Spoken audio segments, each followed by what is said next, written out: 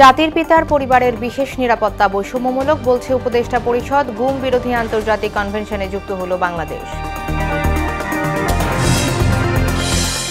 রাষ্ট্রীয় প্রতিষ্ঠান ধ্বংসের জন্য এক ব্যক্তির শাসনকে দায়ী করছে সিজিএস। নির্বাচনের আগে সংস্কার ও পুনর্গঠনের তাগিদ। ভয়াবহ খাদ্য সংকটের দ্বারপ্রান্তে বন্যায় ক্ষতিগ্রস্ত 11 জেলা, মৃতের সংখ্যা বেড়ে 52। বাঁধ মেরামত না করায় কুমিল্লায় বিস্তীর্ণ এলাকা প্লাবিত।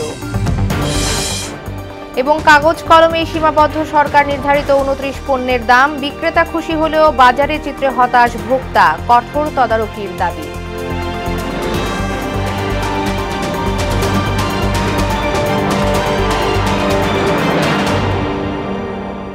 আসসালামু আলাইকুম, সবাইকে মোহনা সংবাদে স্বাগত। শুনছিলেন শিরোনাম, সঙ্গে আছি আনিকা আঞ্জুম। এবার বিস্তারিত। সব নাগরিকের মানবাধিকার সুরক্ষায় গুম বিরোধী আন্তর্জাতিক সনদে যুক্ত হল বাংলাদেশ। এতে স্বাক্ষর করেছেন প্রধান উপদেষ্টা ডক্টর মোহাম্মদ ইউনূস। উপদেষ্টা পরিষদের সভা শেষে ব্রিফিংয়ে এই তথ্য জানান পরিবেশ ও পানি সম্পদ উপদেষ্টা সৈয়দা রিজওয়ানা হাসান। বলেন, জাতির পিতার পরিবারের সদস্যদের জন্য বিশেষ নিরাপত্তার বিধান রহিত করা হয়েছে। কেবল একটি পরিবারের জন্য এমন আইন বৈষম্যমূলক। নাসিরউদ্দিনের রিপোর্ট। রাষ্ট্রীয় অতিথি ভবন যমুনায় উপদেষ্টা পরিষদের বৈঠক। প্রধান উপদেষ্টা ডক্টর মোহাম্মদ ইউনূসের সভাপতিত্বে অনুষ্ঠিত সভা চলে 2.5 ঘণ্টা ব্যাপী। পরে সংবাদ সম্মেলনে পরিবেশ ও পানি সম্পদ উপদেষ্টা রিজওয়ানা হাসান বলেন, গুমের বিরুদ্ধে আন্তর্জাতিক কনভেনশনে স্বাক্ষর করা হয়েছে। কেউ যাতে নিজের ক্ষমতাকে কুক্ষিগত করতে না পারে, সেজন্যই এই ব্যবস্থা। এই কনভেনশনটা আমরা স্বাক্ষর করেছি এবং এইটার ব্যাপারে প্রয়োজনীয় আইনি সংস্কার আমরা গ্রহণ করব। এইটা একটা খুবই বড় স্বস্তির ব্যাপার মানবাধিকার কর্মীদের জন্য। সেই প্রেক্ষিতে আমরা মনে করি যে আমরা একটা খুব শক্ত ভিত্তি, যেটা আমরা সবসময় অস্বীকার করে এসেছিলাম এ যাবৎকাল, যদিও গুম বাংলাদেশে অহরহই করছিল, সেই ভিত্তিটা আমরা স্থাপন করতে পারলাম।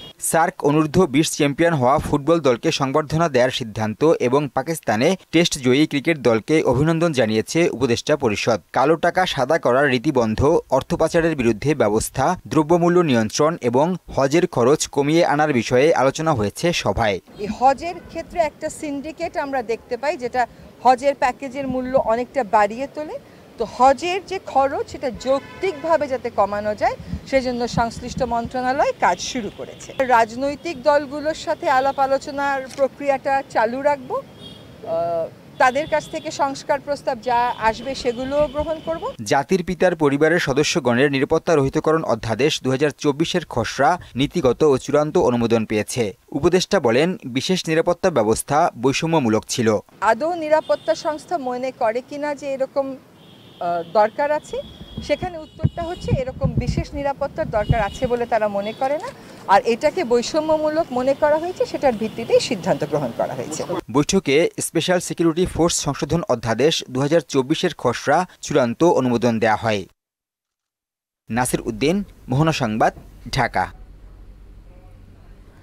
জুলাই গণহত্যায় শেখ হাসিনা সহ 52 জনের বিরুদ্ধে আন্তর্জাতিক অপরাধ ট্রাইব্যুনালের তদন্ত সংস্থায় অভিযোগ দাখিল করেছে নিহত রিহানের বাবা গোলাম রাজ্জাক। দুপুরে দায়ের করা এই অভিযোগে গণহত্যায় উস্কানি দেয়ায় 32 জন সিনিয়র সাংবাদিককেও অভিযুক্ত করা হয়। বিষয়টি নিশ্চিত করেছেন তার আইনজীবী গাজী এইচ তামিম। সাংবাদিকদের তিনি জানান, নিহত নাসির হাসান রিহানের বাবা গোলাম রাজা এই অভিযোগ আনেন। গত 5 আগস্ট রাজধানীর শ্যামলীর রিং রোডে বিজয় মিছিলের গুলিতে নিহত হয় রিহান। অভিযুক্তের তালিকায় শেখ হাসিনা ছাড়াও সাবেক মন্ত্রী, সাংবাদিক ও পুলিশ রয়েছেন।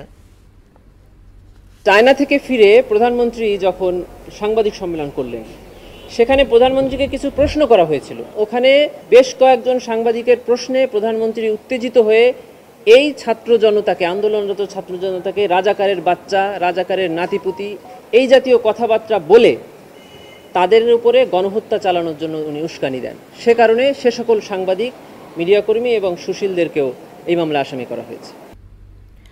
এক ব্যক্তির শাসনে রাষ্ট্রের বিভিন্ন সংস্থা ও প্রতিষ্ঠানকে পরিকল্পিতভাবে ধ্বংস করা হয়েছে বলে জানিয়েছে centre for governance studies CGS. গণতান্ত্রিক পুনর্গঠনের জন্য সংলাপ বিষয়ক এক ব্রিফিংয়ে কথা জানান সংস্থার উপদেষ্টা ডক্টর আলী রিয়াজ। নির্বাচনের মাধ্যমে গণতন্ত্র ফিরিয়ে আনার আগে ধ্বংসপ্রাপ্ত প্রতিষ্ঠান সংস্কারের তাগিদ দেন তিনি। বলেন, সংস্কার বিষয়ে আগামী ৫ মাসে জাতীয় পর্যায়ে ৮টি সংলাপ করবে সিজিএস। এম আর আসাদের রিপোর্ট। অন্তর্বর্তীকালীন সরকার দায়িত্ব নেয়ার পর সবচেয়ে আলোচনায় আছে সংস্কার, কিন্তু তার ধরন কি হবে এবং কিভাবে সেটি করা হবে তা নিয়ে রয়েছে নানা মত। দেশের গণতান্ত্রিক রূপরেখা প্রস্তাবের জন্য তাই জাতীয় পর্যায়ে ৮টি ও জেলা পর্যায়ে ৪টি সংলাপের আয়োজন করবে centre for governance studies CGS. আমাদের কথা সরকারের বা দায়িত্বে যেটি প্রফেসর রিয়াজ বলছিলেন তারা শুনবেন কি শুনবেন না। ক্ষমতায় যাওয়া অনেক সময় সহজ, নানা কারণে নানা পরিস্থিতিতে আপনি যেতে পারেন, রাষ্ট্রের দায়িত্ব পেতে পারেন, কিন্তু বের হওয়া একটু কঠিন এবং বের হলে শান্তিতে স্বস্তিতে থাকা বা সম্মানের সঙ্গে থাকা সেটাও কঠিন। ব্রিফিংয়ে সংস্থার উপদেষ্টা আলী রিয়াজ বলেন, এক ব্যক্তি শাসনে রাষ্ট্রের সংগঠন ও প্রতিষ্ঠানগুলো পরিকল্পিতভাবে ধ্বংস হয়েছে। যে কতগুলো মৌলিক বিষয়ে আপনি যদি অ্যাড্রেস করতে না পারেন তাহলে শুধুমাত্র তাড়াহুড়ার নির্বাচনে গণতান্ত্রিক পুনর্গঠন হবে না। দীর্ঘ 15 বছর ধরে এক ব্যক্তিকেন্দ্রিক শাসনের কারণে বিভিন্ন রাষ্ট্রীয় প্রতিষ্ঠানগুলো ধ্বংস হয়ে গেছে, সাংবিধানিক সংস্থাগুলো স্বায়ত্ত শাসন ক্ষতিগ্রস্ত হয়েছে, যাতে করে জনগণের মধ্যে একটা গভীর অবিশ্বাস সৃষ্টি হয়েছে এই সমস্ত প্রতিষ্ঠান সম্পর্কে। প্রতিবেশী দেশ ভারতের মিডিয়ার অপপ্রচারের বিপরীতে দেশের গণমাধ্যমকে নিষ্ঠার সঙ্গে দায়িত্ব পালনের পরামর্শ দেন তিনি। ভারতীয় গণমাধ্যমের এই প্রচারণার বিরুদ্ধে সবচেয়ে বড় অস্ত্রটা হচ্ছে আপনারা সত্য কথা বলুন, তথ্য তুলে ধরুন, তাহলেই হবে। গণতান্ত্রিক বাংলাদেশ গড়তে সংবিধান পুনর্লিখনের পথ পদ্ধতি নিয়ে আলোচনা ও জনমত গঠনের আহ্বানও জানান আলী রিয়াজ। ক্ষমতার এককেন্দ্রীকরণের এই পথগুলি যদি আপনি সাংবিধানিকভাবে বন্ধ না করেন তাহলে ভবিষ্যতে আরও একজন স্বৈরাচারীর তৈরি হওয়ার পথ আসলে আপনি বন্ধ করতে পারবেন না। আমার ব্যক্তিগত অভিমতের কথা আমি বলি, সেটা হচ্ছে সবচেয়ে বড় চ্যালেঞ্জটা হচ্ছে সংবিধানের এক ধরনের পুনর্লিখন, তার বাইরে আপনি প্রতিষ্ঠানগুলো তৈরি করতে পারবেন না। বিগত 15 বছরের সৃষ্ট ভয়ের সংস্কৃতি একদিনে দূর হবে না বলেও মত দেন এই রাজনীতি বিশ্লেষক। এটা কেবলমাত্র একটি সরকারের দায়িত্ব নয়, কারণ যে ভবিষ্যৎ তৈরি হবে সেই ভবিষ্যৎ আপনার বাংলাদেশের প্রত্যেকটি নাগরিকের। এম আর আসাদ, মোহনা সংবাদ, ঢাকা। যুক্ত হন সকলের কাছে। ভয়াবহ খাদ্য সংকটে পড়তে যাচ্ছে বন্যায় ক্ষতিগ্রস্ত 11 জেলা। ফসলের পাশাপাশি ঘরে মজুদ ধান চালও নষ্ট হয়ে গেছে। স্মরণকালের ভয়াবহ বন্যায় ফেনীর কৃষিখাতে ক্ষতি হয়েছে প্রায় 450 কোটি টাকা। এদিকে ক্ষতিগ্রস্ত বাঁধ মেরামত না করায় কুমিল্লায় বিভিন্ন উপজেলার বেশ কিছু এলাকা নতুন করে প্লাবিত হচ্ছে। সমন্বয়হীনতার কারণে ব্যাহত হচ্ছে ত্রাণ বিতরণ কার্যক্রম। প্রতিনিধিদের তথ্যে তানজিদ ভুইয়ার রিপোর্ট। প্রলয়ঙ্করী বন্যার ছোবল এতটাই মারাত্মক যে নতুন করে আবাদ করার মতো কোনো পরিস্থিতি নেই গৃহস্থের। কৃষি সম্প্রসারণ অধিদপ্তর বলছে, বন্যায় ফেনীর 30,350 হেক্টর ফসলি জমি ক্ষতিগ্রস্ত হয়েছে, যা মোট জমির প্রায় 80%। ক্ষতিগ্রস্ত জমির মধ্যে রয়েছে বীজতলা, আউশ ও আমন ধান, আদা, হলুদ, আখেত এবং শরৎকালীন সবজি। মাঠ পর্যায়ে কৃষকদের ক্ষয়ক্ষতি নিরূপণ সহ সার্বিক তালিকা উচ্চ পর্যায়ে পাঠানোর কথা জানিয়েছে কৃষি বিভাগ। ক্ষতি কাটিয়ে কৃষক সমাজ কিভাবে ঘুরে দাঁড়াতে পারে সে নিয়েও দাপ্তরিক আলোচনা হয়েছে। 1.5 মাসের ব্যবধানে ফেনীতে তৃতীয় দফা বন্যায় 2 লাখেরও বেশি কৃষক ক্ষতিগ্রস্ত হয়েছেন। পানি তো টুয়ের উপরে উঠছে, বিছনায় কাটা সম্পূর্ণ চলে গেছে, খালি পরনের কাপড় খালি আছে। ছেলে মেয়ে 3 জন জ্বর, পাতলা পায়খানা, পানির কারণে হয়েছে, বিষাক্ত পানির কারণে। নদ নদীর পানি বৃদ্ধিতে কুমিল্লার বেশিরভাগ উপজেলার অনেক এলাকা নতুন করে প্লাবিত হচ্ছে। খাদ্য বাসস্থান সংকটে পানিবন্দী লাখো মানুষের দুর্ভোগ চরম আকার ধারণ করছে। বিভিন্ন সংগঠনের পক্ষ থেকে পর্যাপ্ত ত্রাণ এলেও সঠিক দিক নির্দেশনার অভাবে তা দুর্গত এলাকায় পৌঁছানো সম্ভব হচ্ছে না।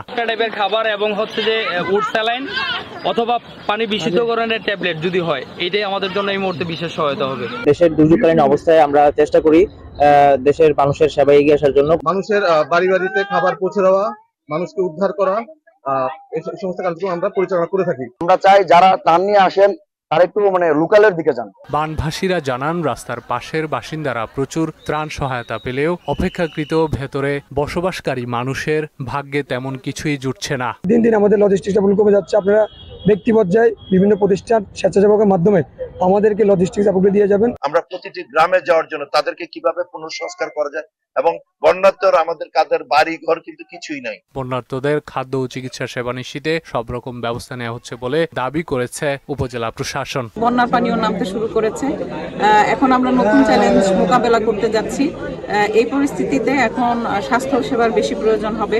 গত 22 আগস্ট রাতে বুড়িচং উপজেলার বুড়বুড়িয়া গ্রামে গোমতী নদী রক্ষা বাঁধ ভেঙে বিভিন্ন এলাকা প্লাবিত হয়।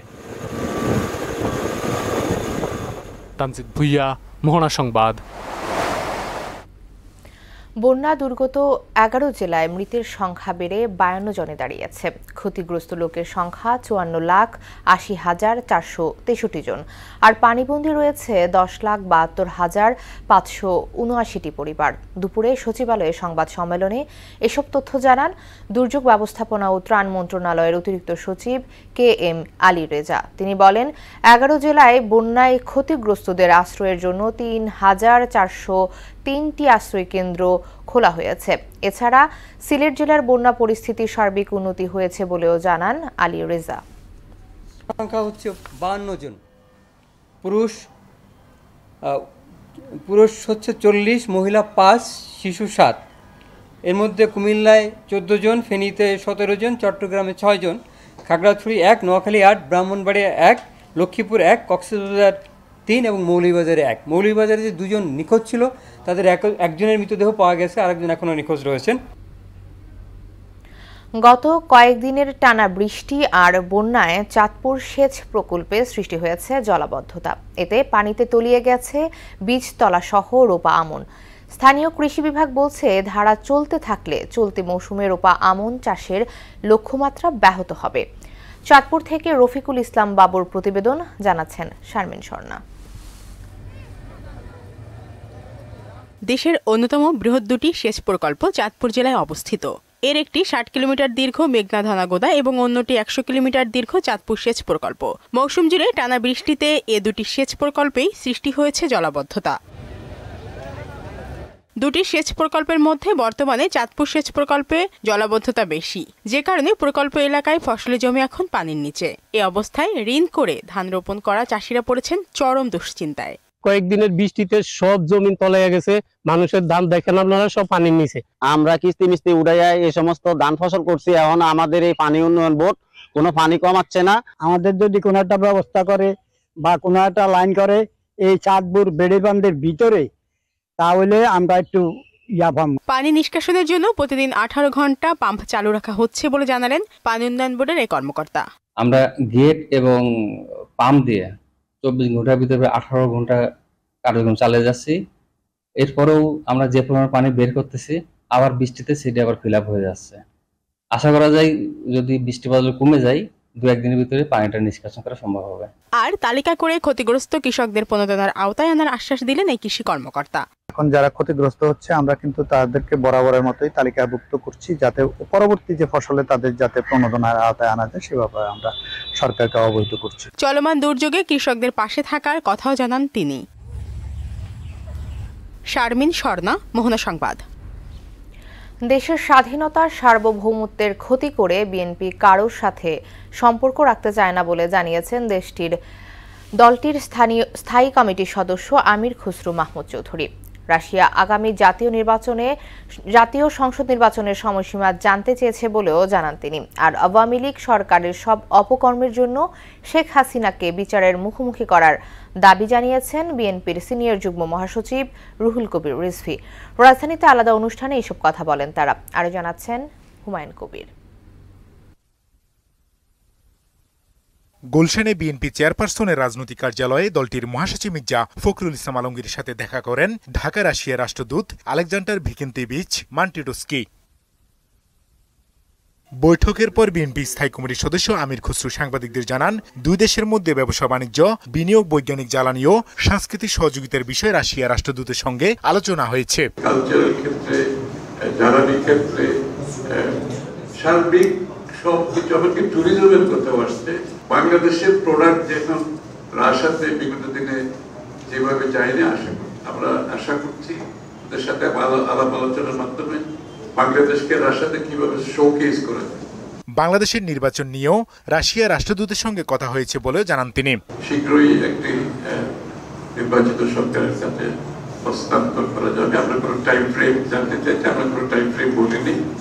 আমরা বলেছি এটা আমরা সরকার, বর্তমান সরকার আমরা সমর্থন দিচ্ছি, তাদের যে কার্যক্রমে আমরা পূর্ণ সমর্থন দিচ্ছি এবং আমরা একসাথে কাজ করছি। এদিকে নয়াপল্টনে বিএনপির কেন্দ্রীয় কার্যালয়ে সংবাদ সম্মেলনে দলের সিনিয়র যুগ্ম মহাসচিব রুহুল কবির রিজভী অভিযোগ করেন, ছাত্র জনতা গণ অভ্যুত্থানে শেখ হাসিনা পালিয়ে গেলেও এখনো তার দোসররা বিভিন্ন জায়গায় অস্থিরতার চেষ্টা করছে।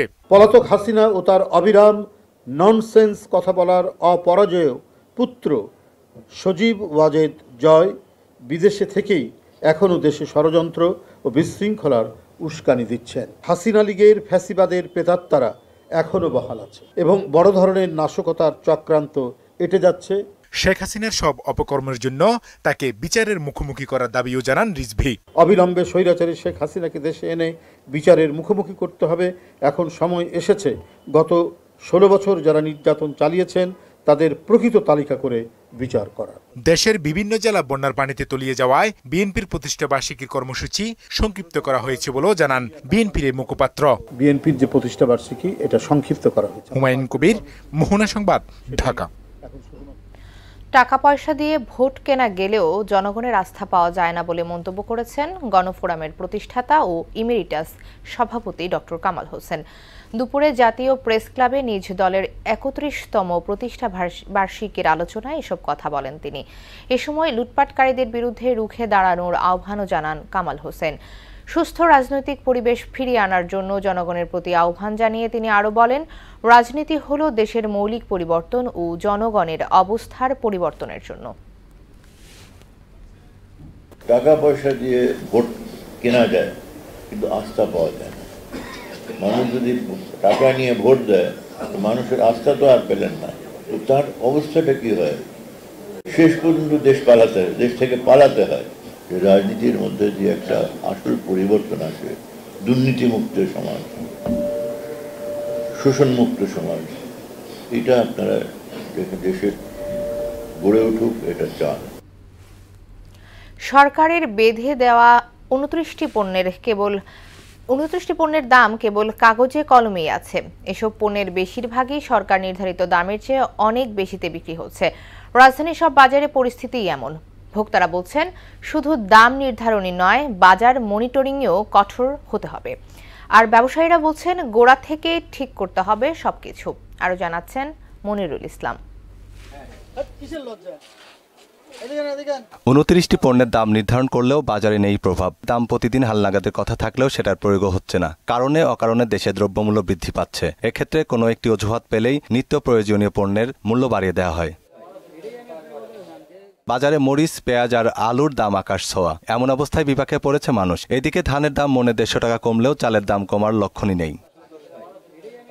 ভোক্তারা বলছেন, নিত্যপণ্যের নিয়ন্ত্রণে বাজার মনিটরিংয়ের কোনো বিকল্প নেই। এ বিষয়ে সরকারের সর্বোচ্চ গুরুত্ব দেওয়া উচিত। ভাবছিলাম যে জিনিসপত্রের দাম এই সরকার আসার পরে কিছু কুচক্রি মহলের কারণে এটা হয়তো বাড়তে পারে, কিন্তু দেখলাম যে না, স্থিতিশীল আছে। আশা করি এটা অচিরেই কমে যাবে। আশা করি যদি নৈতিকতা যতদিন আমাদের মাঝে না আসবে ততদিন কোনোভাবেই সম্ভব না বাজার নিয়ন্ত্রণ করা। নিত্যপণ্য বাজার নিয়ন্ত্রণ করতে হলে অবশ্যই সরকারিভাবে উদ্যোগ নিতে হবে, বাজার মনিটরিং করতে হবে। ব্যবসায়ীরা বলছেন, বাজারের প্রকৃত পরিস্থিতি বিবেচনায় আমদানিকৃত পণ্যের দাম নির্ধারণ করতে হবে। সিন্ডিকেট ভাঙতেও কাজ করা উচিত। মালটা কিভাবে ইনপুট হবে এইরকম ভাবে যদি করে নিয়ে আসতে পারে তাহলে আমার বিশ্বাস যে আস্তে আস্তে সব মালের দাম কমে যাবে ইনশাল্লাহ। এই সরকারের কাছে আবেদন থাকবে যে দ্রব্যমূল্য যেখান থেকে দাম বাড়ায়, যে সিন্ডিকেটগুলো আছে সেই সিন্ডিকেটগুলো যাতে না হয়, সিন্ডিকেটগুলো ভেঙে দিতে হবে। বাইরের যে মালটা আছে ওই মালটার যে ওই ভ্যাটটা কমাইতে হইব। ভ্যাট কমাইলেই তো দাম কমে যাবে, সাধারণ মানুষের হাতের নাগালে চলে আসবো। পাইকার ব্যবসায়ী, এনবিআর ও অন্যান্য স্টেক হোল্ডারদের সঙ্গে বসে বাজার মনিটরিং সহ সংকট নিরসনের দাবি জানান তারা। মনিরুল ইসলাম, মোহনা সংবাদ, ঢাকা। নারায়ণগঞ্জের রূপগঞ্জে আগুনে পোড়া গাজী টায়ার কারখানার ভেতরে ঢুকে তল্লাশি চালানো খুবই ঝুঁকিপূর্ণ বলে মত দিয়েছেন বাংলাদেশ প্রকৌশল বিশ্ববিদ্যালয়ের বিশেষজ্ঞ দল। সকালে জেলা প্রশাসন ঘটিত 8 সদস্যের তদন্ত কমিটির সদস্যদের সাথে ঘটনাস্থল পরিদর্শন শেষে অভিমত ব্যক্ত করেন বুয়েটের সিভিল ইঞ্জিনিয়ারিং বিভাগের প্রফেসর রাকিব আহসান। তিনি জানান, ভবনটির 4, 5 ও 6 তলার ছাদের বেশ কিছু অংশ ধসে 3 তলার ছাদের উপর পড়েছে, যে কারণে 2 তলা থেকে 6 তলা পর্যন্ত তল্লাশি করা সম্ভব নয়। সবকিছু দেখে আমাদের পর্যালোচনা করে যেটা দেখছি যে আগুনটা আসলে অনেক সময় ধরে জ্বলেছে, 2 দিনেরও বেশি, 3 দিন মতো জ্বলেছে, এবং এখানে অনেক কেমিক্যাল ছিল, বিভিন্ন ধরনের কেমিক্যাল ছিল, যার ফলে এখানে তাপও অনেক বেশি তৈরি হয়েছে, যেটার চিহ্ন আসলে স্ট্রাকচারটা দেখলেই বোঝা যায়। শেষ করব মোহনা সংবাদ, যাবার আগে শিরোনামগুলো আরো একবার।